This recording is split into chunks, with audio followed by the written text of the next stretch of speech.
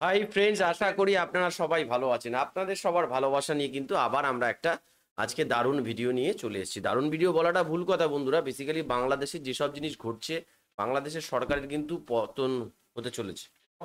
পতন হয়ে গেছে অলরেডি। খবর আছে শেখ হাসিনা কিন্তু দেশ ছেড়ে দিয়েছে। তো অন্তর্বর্তীকালীন একটা সরকার গঠন হচ্ছে। আবার ছাত্ররা আজকে রাত 8টার সময় একটা কি ঘোষণা করবে জানি না, সেই সম্পর্কীয় ভিডিওটা ছাত্ররা স্টুডিওতে এসছে।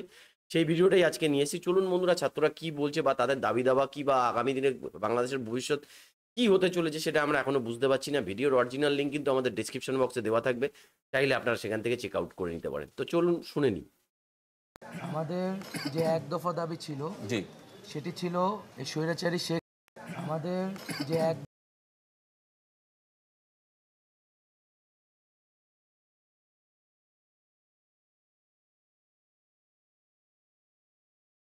আমাদের যে এক দফা দাবি ছিল, জি, সেটি ছিল এই স্বৈরাচারী শেখ হাসিনা সরকারের পতন এবং এই ফ্যাসিবাদী ব্যবস্থার বিলোপ।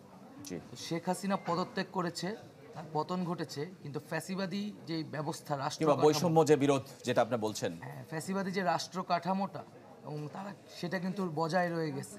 তো এই ফ্যাসিবাদী ব্যবস্থার বিলোপের মাধ্যমে আমাদের চূড়ান্ত বিজয় অর্জিত হবে।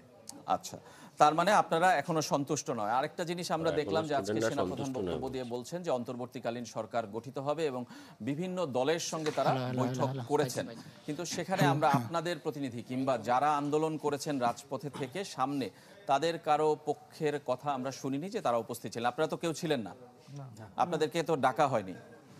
আপনারা কি চান যে এই অন্তর্বর্তীকালীন সরকারটাও কেমন হবে সেটা আপনারা বলবেন কিংবা তাদেরটাই মেনে নেবেন? এই যে অভ্যুত্থান, যেটা বৈষম্যবিরোধী ছাত্র আন্দোলনের নেতৃত্ব এবং আহ্বানে সারা বাংলাদেশের ছাত্র জনতা একত্রিত হয়ে একটা গণ অভ্যুত্থানের সূচনা ঘটেছে। এই অভ্যুত্থানকারী ছাত্র নাগরিকদের নেতৃত্বে এবং আহ্বানে সর্বস্তরের নাগরিক প্রতিনিধি এবং রাজনৈতিক নেতৃত্বের সাথে আলোচনার মাধ্যমে অন্তর্বর্তীকালীন সরকার গঠন করা হবে। আমাদের থেকে সেরকম একটি প্রস্তাবনা আমরা খুব শীঘ্রই জাতির সামনে উপস্থিত করব। তার মানে আন্দোলন এখনো শেষ হয়নি, হয়তোবা প্রাথমিক বিজয় হয়েছে আপনারা বলছেন, কিন্তু প্রথম ধাপ হয়েছে। কিন্তু আপনারা একটা সরকারের কাঠামো দিবেন, মানে সব সেখানে কি রাজনৈতিক দলগুলোর সাথেও কথা বলবেন আপনারা?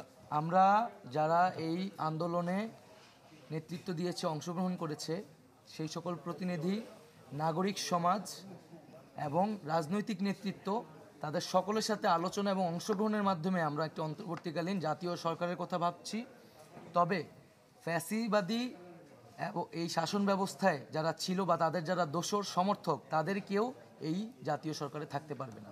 আচ্ছা, অন্য আরেকজন কেউ একটু বলবেন যে আজকে প্রথম কখন আপনারা বুঝতে পারলেন যে আসলে বিজয় সুনিশ্চিত, কিংবা প্রথম ধাপ যেটা আমরা বিজয়ের প্রথম ধাপ বলছেন আপনারা, সেটা সুনিশ্চিত? আমরা যেদিন আমাদের এক দফার ঘোষণা দিয়েছিলাম সেদিন থেকেই আমরা সুনিশ্চিত ছিলাম যে বিজয় সুনিশ্চিত হবে, এবং আমাদের যে আংশিক বিজয় হয়েছে সেটিকে আমরা পূর্ণাঙ্গ বিজয় হিসেবে প্রতিষ্ঠিত করব, এ বিষয়ে আমরা এখনও নিশ্চিত আছি। এবং তার জন্য ছাত্র জনতা ঢাকায় থাকবে, রাজপথে থাকবে। যতদিন তারা তাদের অভিষ্ট লক্ষ্যে পৌঁছাতে না পারবে, ততদিন পর্যন্ত এই আন্দোলনও চলমান থাকবে। নাহিদ ভাই যেমনটি বললেন, আমরা একটি রূপরেখা প্রণয়ন করব, তার ভিত্তিতেই সরকার প্রতিষ্ঠিত হবে। এটা কতক্ষণের মধ্যে কিংবা কত দিনের মধ্যে এই রূপরেখাটা আপনারা দিবেন?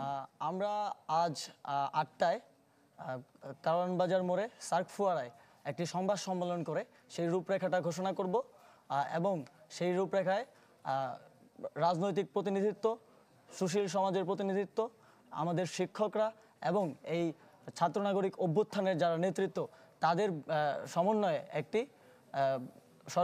সরকারের রূপরেখা আমরা দিব, এবং সেটিকেই বাস্তবায়ন করতে হবে।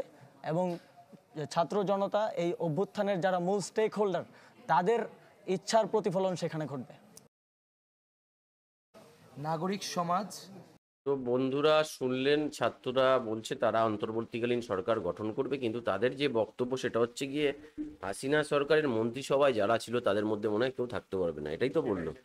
এটা বললো। এবার জানি না আগামী দিনে ভবিষ্যৎ কি হবে বন্ধুরা, মানে বাংলাদেশের পরিস্থিতি যা অবস্থা। কারণ যে বিষয়টা খানিকটা এরা যে বিষয়টার উপর ভিত্তি করে রাজনৈতিক মঞ্চের দিকে চলে যাচ্ছে, তার কারণ হচ্ছে এদের দাবি ছিল মূলত যে কোটা, কোটা কোটা। বিরোধী। এখন এখন এটা একটা এমন জায়গায় পৌঁছে আর যাচ্ছে, সরকার ফেলে দেওয়ার ব্যাপারটা, বাংলাদেশে সেটা কিন্তু বাংলাদেশে কি একটা হতে চলেছে সেটা একটা কিন্তু অরাজকতা সৃষ্টি হচ্ছে। হ্যাঁ, এবার জানি না এটা মানে ভালো হবে কি খারাপ হবে, তারাই বুঝতে পারে বাংলাদেশের ছাত্ররা কি করতে চাইছে, তাদের দেশ তারা সেটা ভালো তারা বুঝতে সেটা পারবে। ভালো বুঝবে। তবে আমরা চাই যে যে বাংলাদেশ বাংলাদেশে আবার ভালো জায়গায় যেরাম চলছিল সেরকম ভাবে ফিরে ফিরে আসুক। একটা প্রধানমন্ত্রী একটা দেশে থাকলে না মানে সেটা একটা সেটা ওদের ব্যাপার, সুষ্ঠু সেটা হ্যাঁ।